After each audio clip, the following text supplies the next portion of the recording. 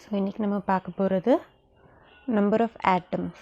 Atoms எவ்வளோ இருக்குதுன்னு சொல்லி கேல்குலேட் எப்படி பண்ணலாம் அப்படின்னு சொல்லி பார்க்க போகிறோம். இதில் simple cubic, body centred cubic, face centred cubic, இது மூணுக்கும் எப்படி ஃபைண்ட் பண்ணலாம் அப்படின்னு. ஓகேவா? ஸோ இதுதான் ஃபார்முலா. இதில் சிம்பிள் கியூபிக்னால் இது தான்.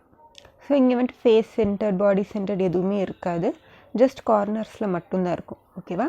So number of atoms present in corner divided by 8. 8 ஏன்னா 8 ஆட்டம்ஸோட இது ஷேர் ஆகிட்டுருக்கு. ஓகேவா? இங்கேன்னு சொல்லி 8 ஆட்டம்ஸ் இன்னும் கொஞ்சம் வரலாம், 8 யூனிட் செல்ஸ். ஸோ பை 8 அப்போ எவ்வளோ இருக்கும்? 8 by 8. ஏன்னா இங்கே 8 ஆட்டம்ஸ் இருக்கும் இல்லையா? So 8 by 8 equal to 1. So number of atoms in simple cubic வந்துட்டு 1. இதே பாடி சென்டர்ட் கியூபில் பார்த்தோன்னா NC by 8. ஓகேவா? Plus NB by 1. என்னது NB அப்படின்னா பாடி சென்டர்டு இங்கே இருக்கு இல்லையா? பாடி சென்டர்டு ஒரு க்யூபோட அதை எவ்வளோத்துக்கு ஷேர் பண்ணுறது? ஒரு யூனிட் செல்லோட தான் ஷேர் பண்ணும். ஓகேவா? So by 1. So 8 by 8 plus 1 by 1. இந்த 1 என்னென்னா நம்பர் ஆஃப் பாடி சென்டர்ட் எவ்வளோ இருக்கும்? ஒரு செல்லில் வந்துட்டு பாடி சென்டர்ட் வந்துட்டு ஒன்று தான் இருக்கும். So 1 by 1 equal to 2. So body centred க்யூப்பில் 2 ஆட்டம் இருக்கும் அப்படின்னு சொல்லி சொல்கிறாங்க. ஓகேவா? இப்போ ஃபேஸ் சென்டர்ட் க்யூப், சப்போஸ் இந்த ஃபேஸ் சென்டர்ட் க்யூப்பில் NF by 2. ஓகேவா? Number of atoms in face centred by 2. 2 என்ன 2 யூனிட் செல்க்கு மட்டும்தான் இது ஷேர் ஆகும். ஓகேவா? So by 2. NF எவ்வளோ இருக்கும்? 1 2 எவ்வளோ ஃபேஸ் இருக்கோ அவ்வளோ வந்துட்டு NF இருக்கும். ஸோ 8 by 8 இதுதான் NC. ஏன்னா நம்ம கார்னர்ஸ் இருக்கிறது கேல்குலேட் பண்ணணும். So NC by 8 plus NF by 2. 8 by 8 plus 6 by 2. ஓகேவா? இது நம்ம எடுத்தோன்னா மொத்தம் 4 அப்படின்னு வருது. ஸோ ஃபேஸ் சென்டர்ட் க்யூப்பில் வந்துட்டு நம்பர் ஆஃப் ஆட்டம்ஸ் வந்துட்டு 4 இருக்கும். ஓகேவா? இதுதான் வந்துட்டு நம்பர் ஆஃப் ஆட்டம்ஸ் கேல்குலேஷன்ஸ். ஓகேவா? நெக்ஸ்ட் பார்க்க போகிறது பிராக்ஸ் ஈக்குவேஷன். இந்த பிராக்ஸ் ஈக்குவேஷன் வச்சு எப்படி நம்ம எட்ஜ் லென்த்து, இந்த லென்த்தை வந்துட்டு ஃபைன் பண்ணலாம் அப்படின்னு சொல்லி பார்க்க போகிறோம்.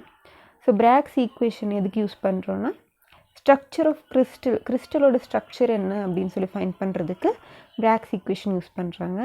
இதோட மெயின் ஃபங்க்ஷன் வந்துட்டு எக்ஸ்ரே டைஃப்ராக்ஷன். இந்த ஒரு ப்ராசஸ்னால தான் இது ஃபைன் பண்ண முடியும். ஓகேவா? இதோட பிராக்ஸ் ஈக்குவேஷனோட ஃபார்முலா வந்துட்டு n lambda is equal to 2d sin theta. இதில் லேம்டா அப்படின்றது வந்து வேவ் லென்த் நம்ம கொடுக்குற லைட்டோட வேவ் லென்த்து. ஓகேவா? n வந்துட்டு ஆர்டர் ஆஃப் த டைஃப்ராக்ஷன். எந்த order? First order, second order, 0 ஆர்டர்னு இருக்குது. ஸோ எந்த ஆர்டர் ஆஃப் டைஃப்ராக்ஷன் சொல்லி மென்ஷன் பண்ணுறது n. இது தீட்டா வந்துட்டு ஆங்கிள் ஆஃப் டைஃப்ராக்ஷன். இங்கே பட்டு ரிஃப்ளெக்ட் ஆகுது இல்லையா? அந்த ஆங்கிள் வந்துட்டு இந்த தீட்டா. ஸோ இதெல்லாம் வச்சுட்டு நம்ம வந்துட்டு டிஏ கேல்குலேட் பண்ணலாம் அப்படின்னு சொல்லியிருக்காங்க. ஸோ டி மட்டும் ஒரு சைடு வச்சு இல்லைன்னா இந்த சைடு எடுத்துகிட்டு போனோன்னா n lambda by 2 sin theta நம்மளுக்கு கிடைக்கும். ஓகேவா? ஸோ இந்த டி என்னென்னா edge of length of unit cell. இந்த யூனிட் செல்லோட எட்ஜ் இருக்குது இல்லைங்களா? இந்த லென்த்து தான் வந்துட்டு d. D is equal to n lambda by 2 sin theta. இதுலேருந்து டி ஃபைன் பண்ண முடியும் அப்படின்னு சொல்கிறாங்க. ஓகேவா? இப்போ பார்க்க போகிறது வந்துட்டு பேக்கிங் எஃபிஷியன்சி. பேக்கிங் எஃபிஷியன்சினா என்ன அப்படின்னு பார்த்தோன்னா, இப்போது 2 யூனிட் செல்லுக்கு நடுவில் ஒரு ஸ்பியர் இப்படி அரேஞ்ச் ஆகிருக்கும். நெக்ஸ்ட்டில் வந்து அதே மாதிரி ரவுண்டாக அரேஞ்ச் ஆகிருக்கும். இப்போ இதுக்கு நடுவில் நிறைய ஏர் ஸ்பேஸ் இருக்கும். ஸோ அந்த ஏர் ஸ்பேஸ் இல்லாமல் இந்த ஸ்பியர் மட்டும் எவ்வளோ ஆக்குபை பண்ணியிருக்கு ஒரு யூனிட் செல் அப்படின்னு கேல்குலேட் பண்ணுறது தான் பேக்கிங் எஃபிஷியன்சி. ஓகேவா? The space between 2 successive layers of sphere. அதுதான் வந்துட்டு 2 லேயருக்கு சக்ஸசிவ் லேயர்ஸ்க்கு ஸ்பேஸ் எவ்வளோ இருக்கோ அது இல்லாமல் volume of sphere is calculated. அது இல்லாமல் வால்யூம் ஆஃப் ஸ்பியர் என்ன இருக்கும் அப்படின்னு கேல்குலேட் பண்ணுறது தான் பேக்கிங் எஃபிஷியன்சி. இதோட ஃபார்முலா பார்த்திங்கன்னா total volume occupied by sphere divided by volume of unit cell. Volume of total volume divided by நம்ம எவ்வளோ ஆக்குபை பண்ணியிருக்கோம் அது இன்ட்டு 100 பண்ணோன்னா நம்மளுக்கு பேக்கிங் எஃபிஷியன்சி கிடைக்கும். ஓகேவா? எக்ஸாம்பிள் கொடுத்துருக்காங்க. இப்போ ஒரு க்யூப் எடுத்துருக்கோம். க்யூபோட லென்த் எட்ஜ் வந்துட்டு ஏ அப்படின்னு வச்சுக்கிட்டோம். ஓகேவா? அப்போ வால்யூம் என்ன இருக்கும்? ஏ இன்ட்டு ஏ இப்போ ஏ க்யூப். ஓகேவா? ஏன்னா லென்த்து, பிரெத்து, ஹைட் எல்லாமே ஏவாக தானே இருக்கும் ஒரு க்யூப்னா. ஸோ வந்துட்டு LBH எல்லாமே பார்த்தோன்னா A³ அப்படின்னு சொல்லி வருது. ஓகேவா? இப்போது ஆர்னா radius 2r is equal to a அப்படின்னா ஃபுல் லென்த் இருக்கும், அதோட பாதி வந்துட்டு a.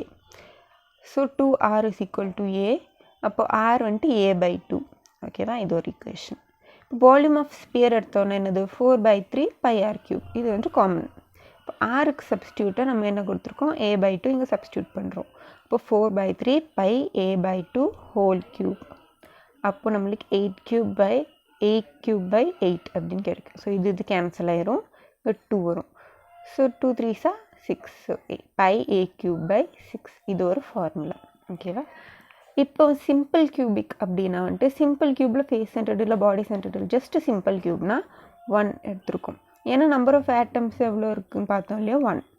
So 1 × πa3/6. அப்போனா πa3/6 தான் இருக்கும். இப்போ நம்ம பேக்கிங் ஃப்ராக்ஷனில் இது எல்லாத்தையும் சப்ஸ்டியூட் பண்ணுறோம். ஓகேவா. நம்மளோட இந்த simple cubic πa3/6 by volume, total volume என்னென்னு எடுத்துருக்கோம், a3. ஓகேவா. இது ரெண்டையும் போட்டு இன்ட்டு 100. இப்போ இந்த a3 கேன்சல் ஆயிரும். ஸோ நம்மளுக்கு என்ன கிடைக்கும், 100 π/6. பையோட வேல்யூ நம்ம வந்துட்டு இங்கே சப்ஸ்டியூட் பண்ணோன்னா நம்மளுக்கு கிடைக்கிற ஃப்ராக்ஷன் வந்துட்டு 52.38%. ஓகேவா. அப்படின்னா only 52.38% of volume is occupied by spheres. ஒரு யூனிட் செல்லில் வந்துட்டு இவ்வளோ தான் வந்துட்டு ஸ்பியர்ஸ் எல்லாம் ஆக்கியபை ஆகிருக்கு. மித்ததெல்லாம் வந்துட்டு ஸ்பேஸ் அப்படின்னா ஜஸ்ட் வால்யூம் ஸ்பேஸ் எதுவுமே ஆக்கியபை இல்லாமல் வேக்கண்ட்டாக இருக்குது அப்படின்னு சொல்லலாம். ஓகேவா. இதுதான் வந்துட்டு பேக்கிங் ஃப்ராக்ஷனோட ஒரு எக்ஸாம்பிள்.